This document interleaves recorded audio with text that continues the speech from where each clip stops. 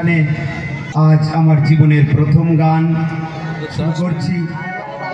শান্তি হরিচাঁদ গুরুচাঁদ তারকচাঁদ প্রেমের আনন্দে একবার হরিখানি বলো মা, হরিবা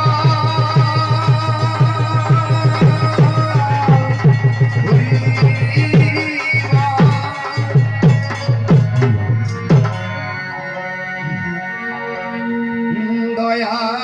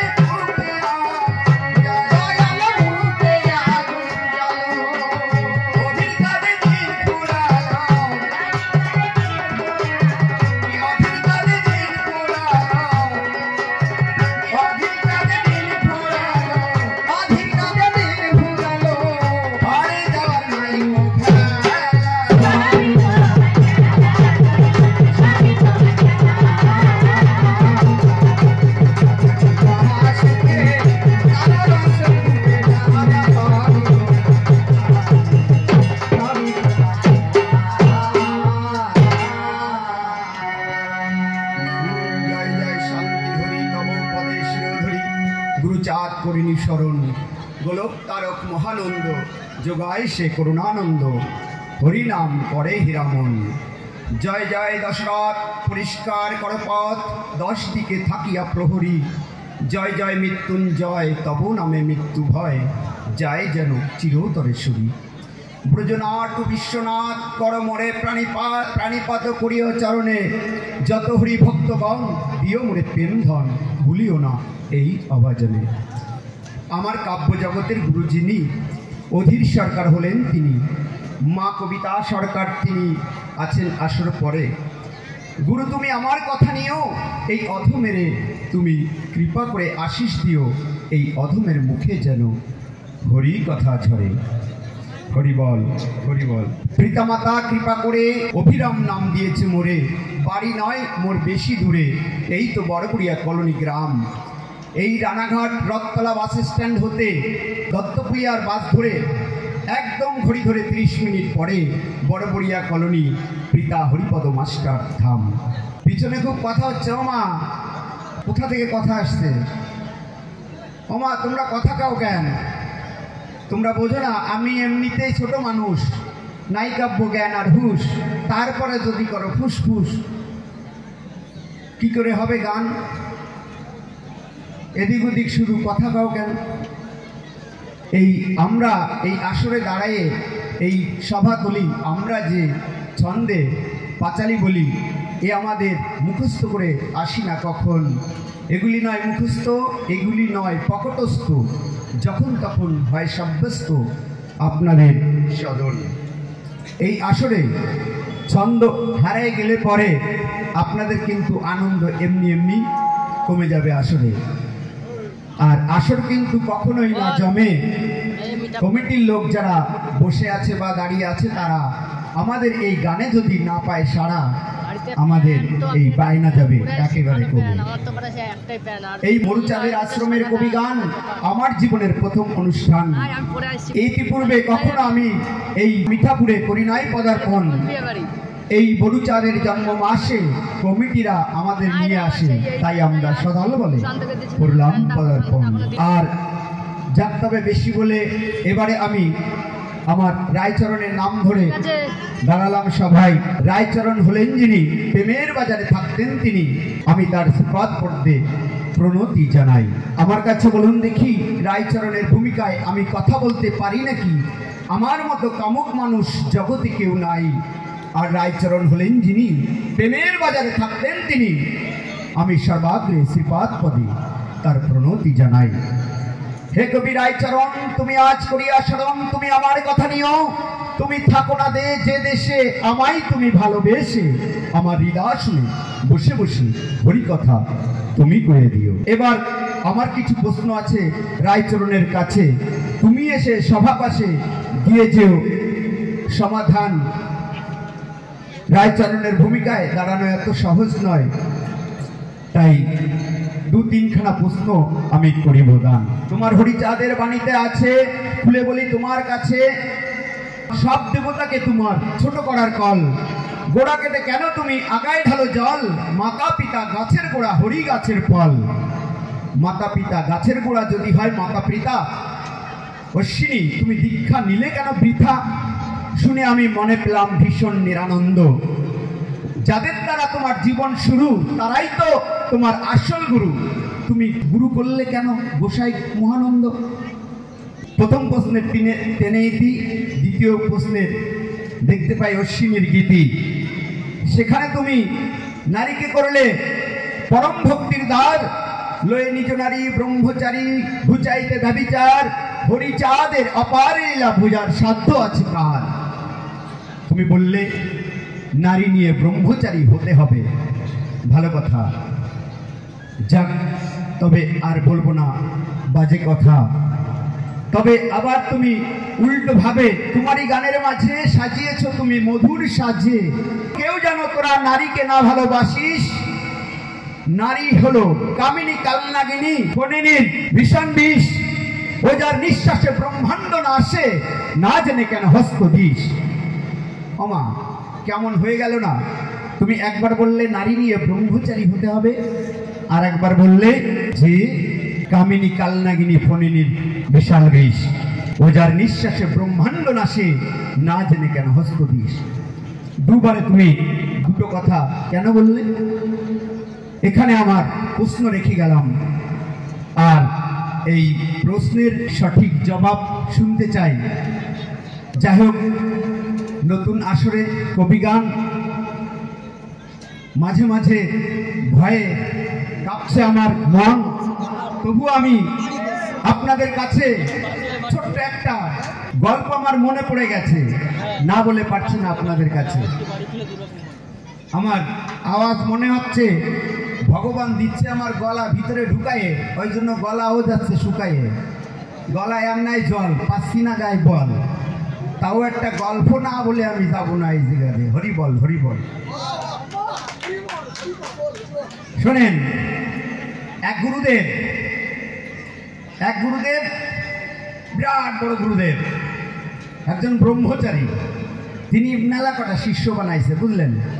এইবার ওই শিষ্য বানাইয়ে এখন এক জায়গা ভাগবত পাঠাবে। ওই গুরুদেবের নাম ছিল চিতেনন্দ ব্রহ্মচারী, বুঝলেন।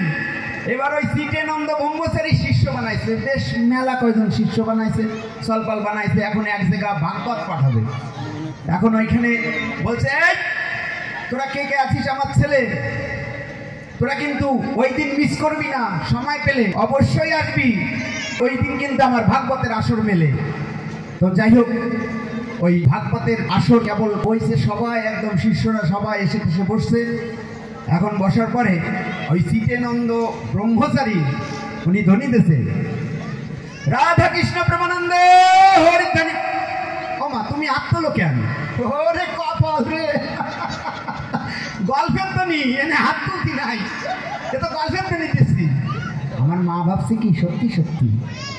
তো ওই যে বলিছে রাধা কৃষ্ণ প্রেমানন্দে হরিধ্বনি বলুন, এই যখন দিয়ে হাত তুলিছে, তারপরে ধরছে, আমার প্রিয় কৃষ্ণ ভক্ত ভগবান, তোমরা তো জানো না এই রাধা কৃষ্ণ একদম নিজের মাসতো ভাই বোন, বুঝলে, রাধা কৃষ্ণ মাসতো ভাই বোন।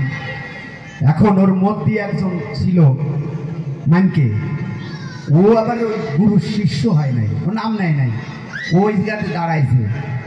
দাঁড়া বলছি, গুরুদেব দাঁড়াও, শোনো গুরুদেব, কিরম কথা হলো কদিন? বলে, এই ওরে ডাকছে কিডা ও? কয়, গুরুদেব আমি তো ভাগবত কত জায়গা শুনেছি, রাধা আর কৃষ্ণ আর রাধা, রাধা তো কৃষ্ণের পরম ভক্ত, রাধার মধ্যে থাকে এই সব সময় কৃষ্ণ প্রেমে আসক্ত। তা তুমি রাধা কৃষ্ণ মাসুতো ভাই বোন কি করে করলে? আমার কাছে বলো দেখি খুলে। তখন ওই চিতেনন্দ মহারাজ ব্রহ্মচারী বলছে, এই ওরে ডাকছে কিডা? ও আইসে গানের মধ্যে, হ্যাঁ ও কিডা? হ্যাঁ ও তো আমার চল না, ওরে তো আমি চিনি না, ওই সর নয় খাবি দাঁত ভাঙা চর। ওই যখনই গুরুদেব মঞ্চে বসে কইছে দাঁত ভাঙা চর, আসরে যে কয়েকজন ভক্তবিন্দু ছিল, ওরা শিষ্যরা ছিল, ওরা দেখছে যে গুরুদেবের এত বড় অপমান, ওরা দেশে এমন ঠাসো ভাঙা চর, এক চরে মানে চরের চোটে ওর গায়ে উঠে গেছে জ্বর। ও তো কান্তি বাড়ি চলে গেছে। বাড়ি যায় ওই মাইনকে রাত্রি গেছে, ওর বাবা আবার বেশ ভালো মোস্তান টাইপের, যাই গেছে, বাবা আমারে মারিছে। কেডা? ওই চিতেনন্দ মহারাজ। হ্যাঁ, চিতেনন্দ মহারাজ, ওর এত বড় সাহস, হ্যাঁ তোরে মাল্লা, তুই কিচ্ছু করলি না, একটু ফসফস। কয়, বাবা মেলা ভক্ত ছিল ওই জায়গা। ভাই তুই আমার কথা নিবি, কালকে গিয়ে এর প্রতিশোধ তুই নিবি ওইখানে গিয়ে, নাই তো তুই আমার চল না। এখন ওই মাইনকে কি করছেন, পরের দিন হবে রামায়ণ, বুঝলেন। প্রথম দিন তো ভাগবত হয়ে গেছে, এর পরের দিন রামায়ণ পাঠাবে। এখন চিতেনন্দ মহারাজ, সবাই ভক্তরা বসে রয়েছে, শিষ্যরা, এখন ধরছে আবার রামায়ণ হবে। রামায়ণ পিতে হরিধ্বনি বলো মন, মারা বুঝে গেছে কাল, এখন আর হাত তুলবে না, দেখিস। তো যাই হোক, এইবার ওই যখনই হাত ধ্বনি দিয়েছে রামায়ণ পিতে হরিধ্বনি বলো মন, এবার ধ্বনি দিয়ে তারপরে শুরু করেছে, হে ভক্তগণ, আমি আজ এই এত সুন্দর ভক্তবৃন্দ আমি দেখে আমার মনে হচ্ছে খুব আনন্দ। রাম লক্ষ্মণ ভরত শত্রুঘ্ন এরা হচ্ছে আপন জ্যাঠাতো খুড়তো ভাই বোন। ওই মাইনকে শুনে আবার উঠে দাঁড়াইছে গুরুদেব। তখন ওই সীতেনন্দ ব্রহ্মচারী বলছে, এই তুই আবার আসলি? কয় গুরুদেব আমি আইসি আজকে তোমার মহিমা প্রকাশ করতে। কি মহিমা? বলছি গুরুদেব কালকে তোমার ওই ভুল যখন ধরলাম, যখনই ভক্ত তোমার শিষ্যরা দিল জ্বর, আমার গায়ে উঠে গেছে জ্বর, বাড়ি যায় দেই 260 ডিগ্রি জ্বর। আমার 260 ডিগ্রি জ্বরে মানুষ বাঁচে, সাটান তো দিতে তো হবেই। এখন ওই কাছে আমার গায়ে এত জ্বর, খাইছি প্যারাসিটামল, কোনোটাই কাজ হয় নাই, কবাড এক্সপোর ঠিক আছে, কোনোটাই কাজ হয় নাই। তারপরে ওই তুমি সব যে ঘরে, আমি গিয়ে দেখি ওই ঘরের ভিতরে তোমার টিক্কি ঝুলে রয়েছে খাটের উপরে।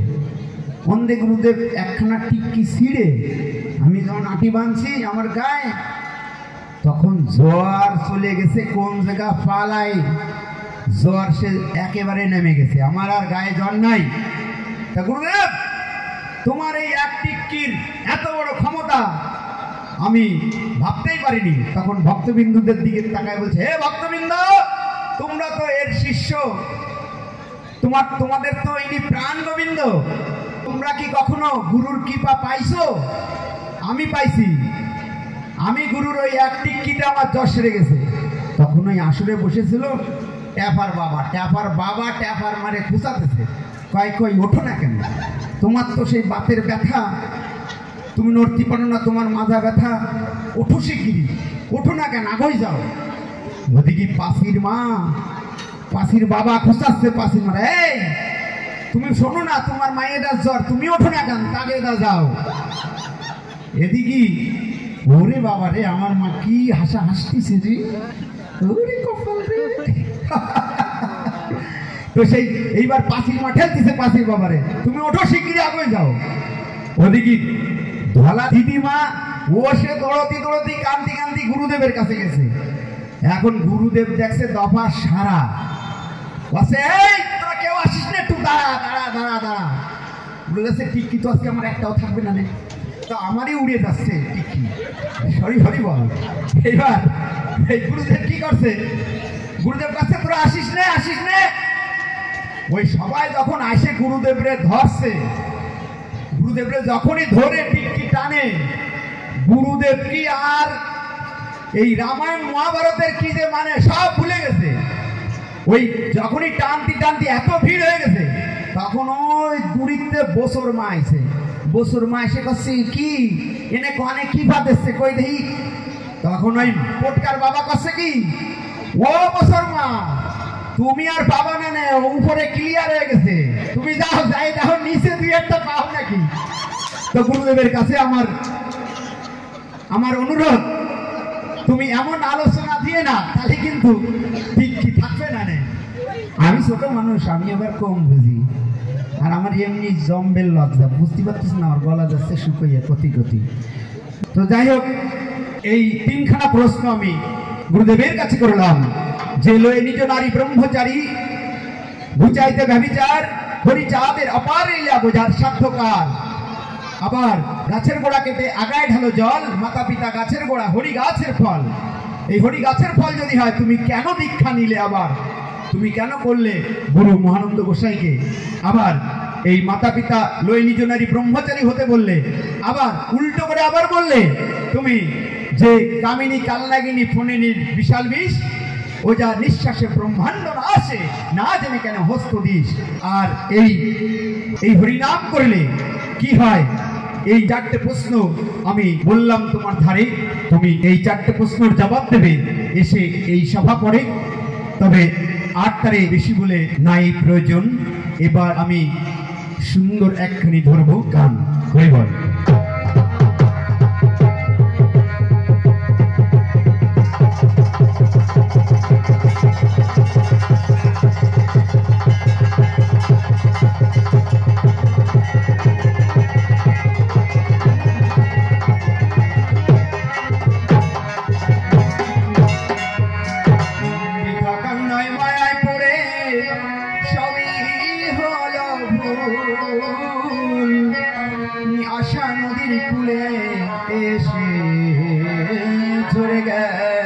ফুল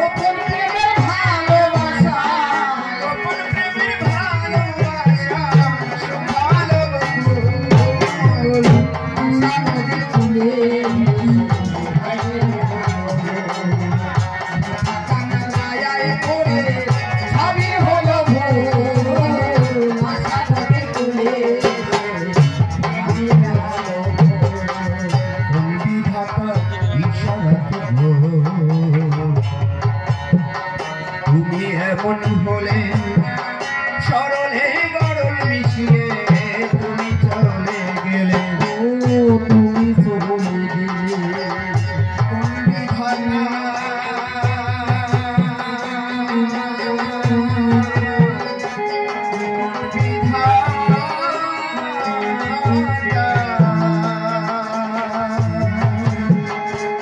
বিধাতার ইশারাতে তুমি এমন হলে সরলে গরল মিশিয়ে তুমি চলে গেলে তুমি চলে গেলে সাতটা বেশি হয়ে গেছে কেন তুমি পাও না কথা বিচার করো হে বিধাতা গো কেন তুমি পাও না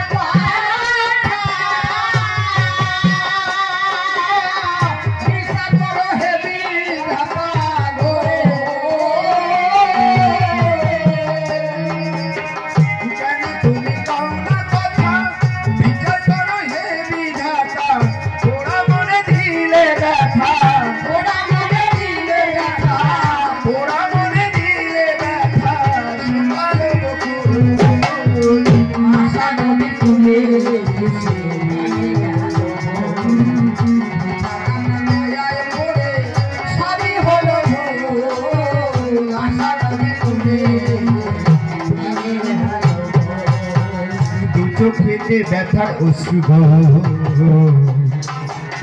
নিঠুর শ্রাবণ কি যে আগুন জ্বলে বুকে বোঝে না তোমার বোঝে না দু চোখেতে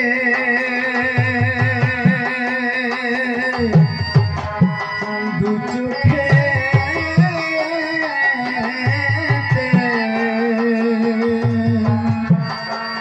চোখেতে ব্যথার অশ্রু নিঠুর শ্রাবণ কি যে আগুনে জ্বলে বুকে বোঝে না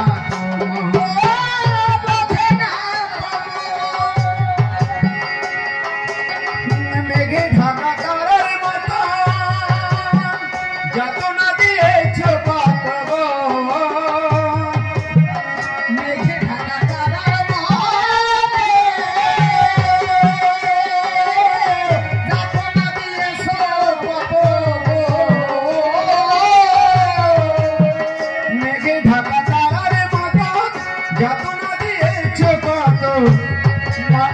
ভাঙিল ঘর ঝড়ের মতন ভাঙিল ঘরে ভাগের মতো ভাঙিল ঘর ঝড়ের মতন ভাসাল দুই ফুল আশা নদী তুলে আয়ায় পড়ে সবই হলো আশা নদী তুলে ভরে আজকে আমার এই জগতে আমি কে আমি একদিন কোথায় ছিলাম একদিন কোথায় এসেছি কেনই বা জগতে এসেছি আমরা এই উন্নত মস্তিষ্কের মানুষ আমরা ভুলে যাই এই আমরা বৃথা কান্নায় আমরা এখানে ভেসে যাই এসে।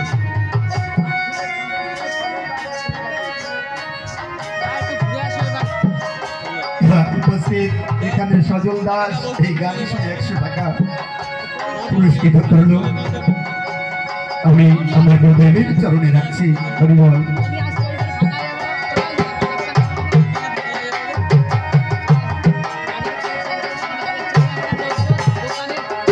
একদিন কোথায় ছিলাম, কোথায় এলাম, কেনই বা জগতে এসেছি আমরা ভুলে যাই।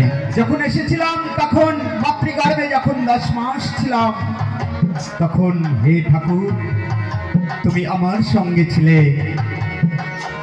আমি কি খাবো, আমি কিভাবে নিঃশ্বাস নেব, আমি কোথায় মাল ত্যাগ করবো, সমস্ত কিছু তুমি করে দিয়েছিলে। সব সময় তুমি আমার সঙ্গে ছিলে। তোমাকে কথা দিয়ে এসেছিলাম, হে ঠাকুর তুমি বলেছিলে কিরে তুই যাচ্ছিস এই মহাধামে, সেখানে গিয়ে আমাকে মনে করবি তো? আমি বলেছিলাম হ্যাঁ বাবা তোমাকে কোনোদিন ভুলব না। কিন্তু জন্ম নেবার পরে নতুন মুখ দেখলাম, এক নতুন মা দেখলাম।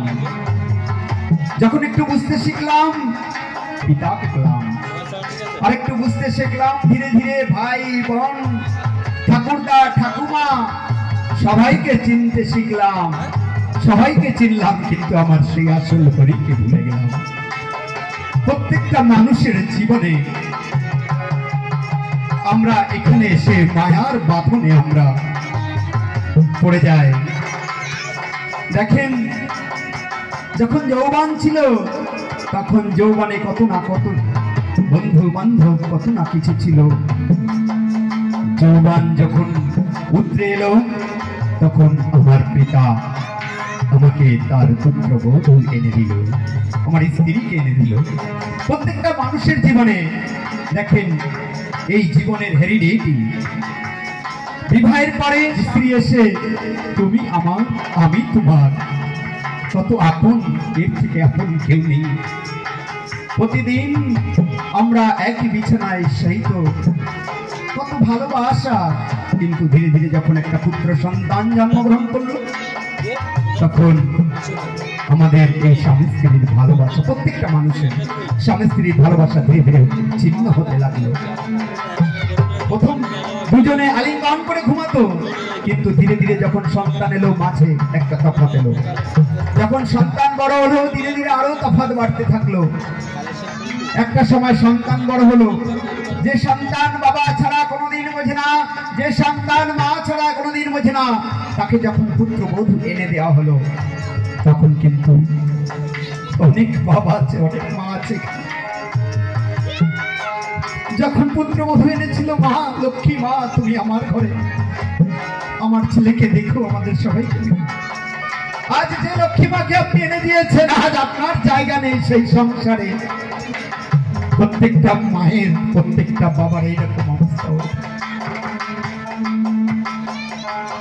তো একটা মা পরের বাড়ি ধান ভেনে ধীরে ধীরে ওই সন্তানকে তিনি মানুষ করেছেন। সন্তান এতই ছোট, সে তো জানে না মা কত কষ্ট করে ধীরে ধীরে সন্তানকে মানুষ করলো। মানুষ করে যখন সন্তান বড় হলো বিবাহ দিল। বিবাহের পরে একটা পুত্রবধূ ঘরে আনলো। ওই পুত্রবধূ ঘরে আসার পরে দেখছে শাশুড়ি বৃদ্ধা হয়ে গেছে, শাশুড়ি তেমন কাজ করতে পারে না, প্রত্যেকটা জিনিসে খোঁটা ধরে। এমনি দেখবেন প্রত্যেকটা সংসারে শাশুড়ি এটা করলে কেন, ওটা করলে কেন, প্রত্যেক বৌমাই বলে ধুর আমার শাশুড়ি খালি ঘ্যান ঘ্যান করে, খালি ঘ্যান ঘ্যান করে। উনি খালি বকে, বেশি বকে, কোনো পাত্তাই দেয় না অধিক বৌমা।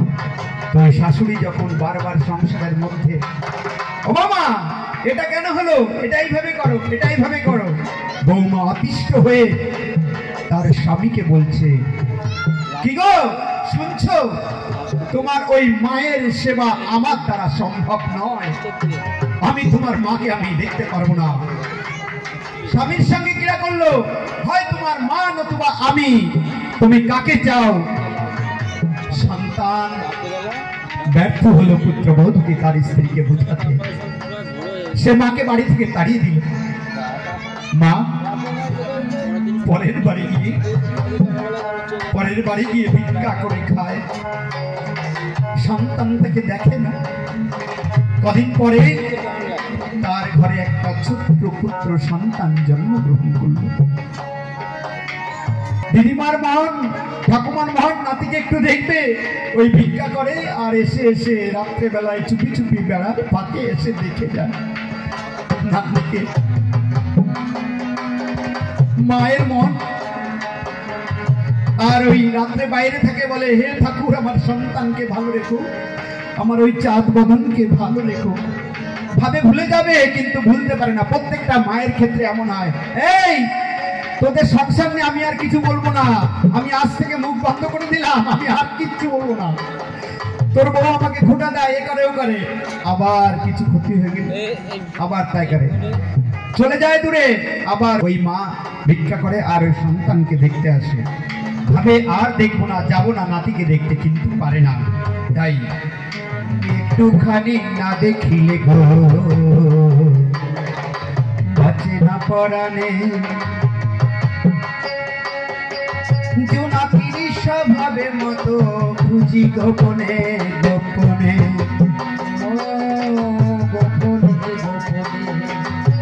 ওই বৃদ্ধ মা রাত্রে গোপনে গোপনে এসে ওই পুত্র সন্তানকে, ওই নাতিকে দেখে যায়। একটুখানি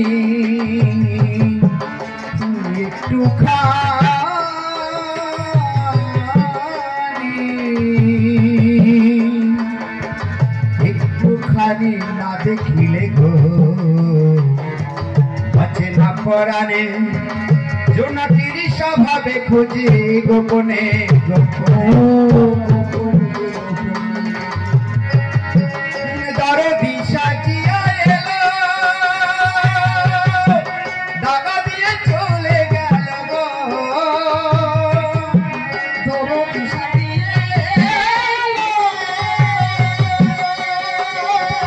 দাগা দিয়ে চলে গেল। ওই মা আসতে, ওই মা যখন ওই পরের বাড়িতে ভিক্ষা করে আর নাতিকে দেখতে আসে, হঠাৎ একদিন ওই বাচ্চাটার জ্বর হয়ে, হঠাৎ একদিন 3 ঘন্টার মধ্যে ওই বাচ্চাটা গেল মারা। হসপিটালে এখানে ওখানে নিয়ে কোথাও কোনো কাজ হলো না। তখন ওই মরা ছেলেকে মা কোলে করে নিয়ে তিনি হাউ হাউ করে কাঁদছেন। আর বুকের ছেলে চলে গেলে কেমন লাগে মায়ের? তখন ওই মা যখন হাউ হাউ করে কাঁদছে, তখন ওই পথ দিয়ে যাচ্ছে এক গোসাই, আমার বিচারণ পাগল যেতে যেতে দেখে ওই পুত্রবধূ তার সন্তান, মরা সন্তানকে কোলে করে নিয়ে কাঁদছে। তখন পাগল এসে বলছে, মা কি হয়েছে? তখন ওই পুত্রবধূ তার সন্তানকে নিয়ে বলছে, বাবা আমার এই সন্তানটা জ্বর হয়েছে, মাত্র 3 ঘন্টার মধ্যে মারা গেছে। তখন বিচারণ পাগল বলছে, এই তুই ছেলে নিবি? ছেলে নিতে চাস? বলছে, হ্যাঁ বাবা আমি ছেলে নিতে চাই। তখন বলছে, তুই তো মাত্র কয়েকদিনের জন্য ছেলেকে পেয়েছিস, তাই তোর এত মায়া। আর যে মা সারা জীবন ধরে ধান ভানিয়ে পরের সন্তানকে মানুষ করেছে, সেই সন্তানকে তুই কেড়ে নিলি কেন? তাড়াতাড়ি। আর ওই দেখ বৃদ্ধা, ওই যে আম গাছের তলে পাটছে নয়ন জলে, দে তার সন্তানকে তার বুকে তুলে দে। তখন ওই পুত্রবধূ দৌড়ে গিয়ে ওই শাশুড়িকে গিয়ে ছড়িয়ে ধরে বলছে, মা আজ আমি বুঝেছি নিজের সন্তান চলে গেলে কেমন বুকে ব্যথা লাগে। মা আমি বড় অন্যায় করেছি, তুমি আমায় ক্ষমা করে দাও। মা মা এসো, এই নাও তোমার পুত্র, তোমার কোলে নাও। বিচারণ পাগল তখন ওই বাচ্চা ছেলেটির বৃদ্ধাঙ্গুলে এক টিপ দিল, বাচ্চা অমনি জীবিত হয়ে গেল। আর বিচরণ থাকে হরি বলে চলে গেল, কেউ পেল না তাকে।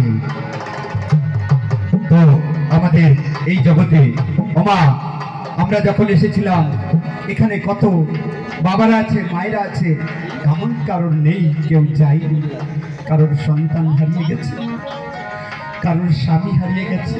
অনেক মা আছে এখানে স্বামী নেই, স্বামী হারিয়ে গেছে। অনেক মা আছে সন্তান নেই, মারা গেছে। আমারও, আমি এই অধম অভিরাম বলছি, আমারও একটা কন্যা সন্তান 9 মাসে মারা গিয়েছিল। আমার গুরুদেব তারও একটা সন্তান মারা গিয়েছিল। তো যার মারা যায় সে বোঝে এই যন্ত্রণা। এখন কেউ নেই যে যার জীবনে কেউ মারা যায়নি, কিন্তু আমরা বৃথা কাঁদছি। আমরা কিন্তু ঠাকুরের জন্য একটু কাঁদি। দরদি সাজিয়া এলো, দাগা দিয়ে চলে গেল গো। দরদি সাজিয়া এলো, দাগা দিয়ে চলে গেল। গাথামালা শুকাইল, গাথামালা শুকাইল, এলো না বুলবুল। আশা নদী তুলে ঘুরে গেল, মায়ায় পড়ে সবই হলো ভুল। আশা নদী তুলে ঘুরে গেল। আমরা ভাবি ভুলে যাব, কিন্তু মা ভোলা যায়? নিজের কোলের সন্তান যদি চলে যায় ভোলা যায়? ও বাবা, নিজের সন্তান যদি চলে যায় ভোলা যায়? মা, যদি স্বামী চলে যায়, স্ত্রী চলে যায়, কখনো ভোলা যায় না। ভুলে যাব ভাবি মনে মনে গো, ভোলা নাহি যায়। চোখ মুছিলে জল মোছে না, কি করি উপায়, কি করি উপায়। ভুলে যাব, ভুলে যাব,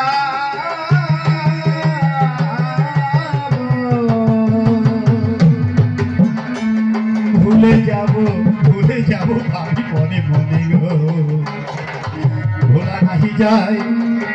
চোখ মুছিলে জল মোছে না, কি করি উপায়, কি করি উপায়। কাঁদাও আমায় নিঠুরে বন্ধু, নয়নের জল এক বিন্দু গো। কাঁদাও আমায় নিঠুরে বন্ধু,